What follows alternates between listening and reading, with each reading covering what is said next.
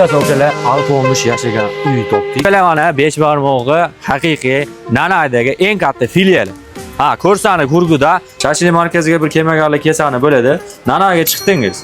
Siz Nanaga hop shashlikga qo'ra yoki masallig'ini olib chiqmadingiz. Mana bu yerga kelib, bemalol mana shashliklarimiz, to'g'ramchilar, qiymalar, hamma turli tumandan bor. Kelib bu yerda dam olishga nima yetsin? Mana. Lekin yaxshi ekan, shashlik bas bo'ladimi? Nima deysizlar? Kommentga yozingchi. Mana. Ichkari ko'rsatib o'taman. Ichkari ham shunchaki atmosfera zo'r. Birinchi boshlanadi sizlarni ko'radigan. Mana suvlarimiz bisyor turibdi. Mana Nasriddin apanda sinov kirsangiz sizga qo'lingizga suv quyadi. Bir og'iz gapingizga, gapirsangiz bo'ldi. Shunda kabinalarimiz ham o'ziga yarasha kattagina joylashgan.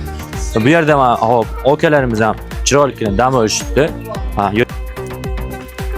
xullas okalar, alp olmush yashagan uy topdik. Bu yerda kirib maroqli dam olishga zo'rmi? Ichlari yo'q ko'ramiz. Yo'la sizga qarashlik ha. Ismingiz nima? Muhammad.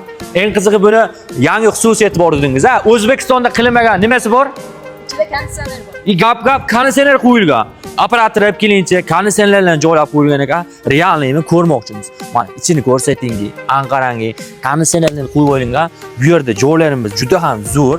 Shunchaki o'tirishga ham qarangki, mo'jizaning o'zginasi. Konditsionerimiz mana avgustdan qo'yib qo'yishdi.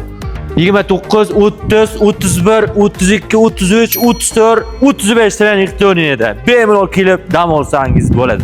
Okalar 9:00 dan kechki 23:00 gacha faoliyat olib borar ekan. Bu yerda qolish xizmatlari yo'q ekan. Faqat kelib maroqli dam olsangiz bo'ladi.